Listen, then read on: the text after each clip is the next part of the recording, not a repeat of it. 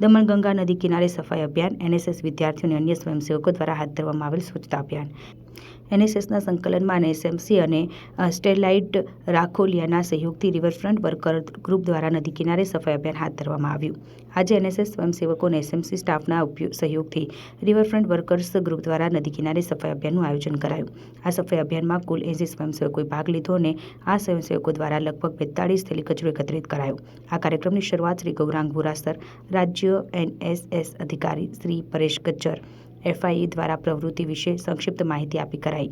સ્વયંસેવકોની આવી પ્રવૃત્તિઓ કરતી વખતે ધ્યાનમાં રાખવા માટેની સલામતી ટિપ્સ આપવામાં આવી અને શ્રી ગજ્જરે નદી અને જળાશયોમાં પ્લાસ્ટિકના ડમ્પિંગને કારણે પર્યાવરણ, જૈવ વિવિધતા અને માનવ જીવન પર પ્લાસ્ટિકની હાનિકારક અસરો વિશે સમજાવ્યું. નદીના પાણીને સ્વચ્છ અને પ્રદૂષણ મુક્ત રાખવાના ઉદ્દેશથી સ્વયંસેવકો દ્વારા હાથ ધરવામાં આવેલા આ પ્રકારની પહેલી સફાઈ ઝુંબેશ હતી. એકત્રિત કરવામાં આવેલા કચરામાં મોટાભાગે પ્લાસ્ટિકની થેલીઓ, કાચ અને પ્લાસ્ટિકની બોટલો, વેફર અને નમકીનના ખાલી રેપર અને મોટાભાગની પ્લાસ્ટિક બેગમાં પૂજા સામગ્રી હતી.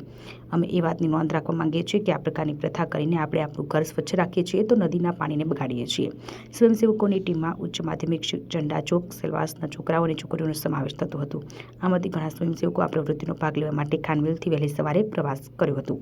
આ 3 કલાકની સ્વચ્છતા ઝુંબેશમાં સ્વયંસેવકોએ કુલ 42 થેલી કચરો એકત્રિત કર્યો. મ્યુનિસિપલ કચરો પ્રોસેસિંગ યાર્ડમાં યોગ્ય નિકાલ માટે એસએમસી કચરો સંગ્રહ ટ્રકને સોંપ્યો. આ પ્રવૃત્તિમાંથી સમાજને શીખવા જેવું મળે છે કે આપણે નદી અને જળાશયોમાં પ્લાસ્ટિકનો કચરો નાખવાનું બંધ કરીએ, કારણ કે આ પ્લાસ્ટિક જળચર પ્રાણીઓ અને માનવ અંગો માટે હાનિકારક છે. સત્રનું સમાપન પ્રવૃત્તિના આરંભ કરતા પરેશ ગજ્જર અને ગૌરાંગ વોરાસરના આભાર સાથે થયું. એનએસએસ સ્વયંસેવકોની ટીમ, એસએમસી ટીમ અને સ્ટરલાઇટ રાખોલી ટીમે સ્વયંસેવકો માટે નાસ્તાની વ્યવસ્થા કરી અને સૌએ ડીએનએચ વહીવટીતંત્રએ તેમના સમર્થન બદલ આભાર માન્યો.